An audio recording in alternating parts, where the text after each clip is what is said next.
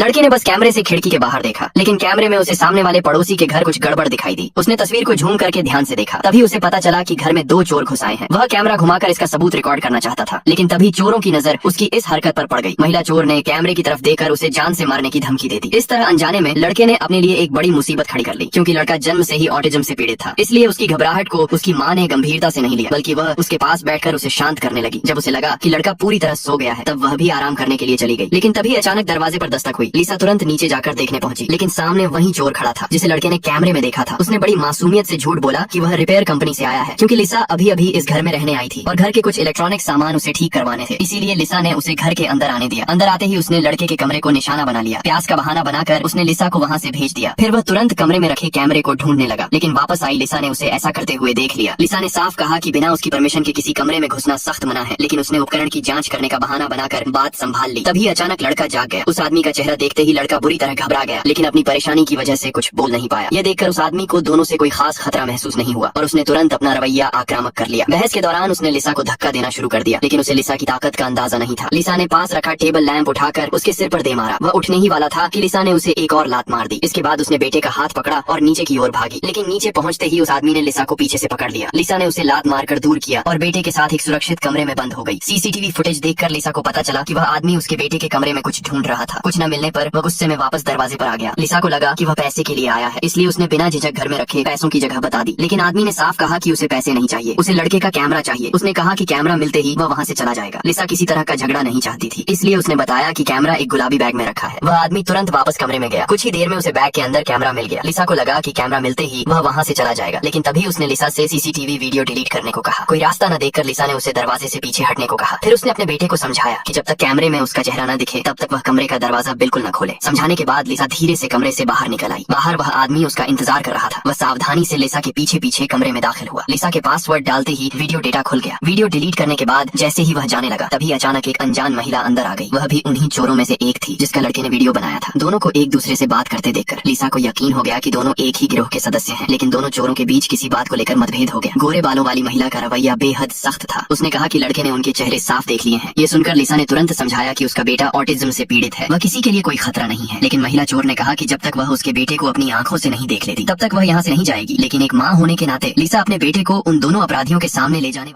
Like and subscribe, please, and share.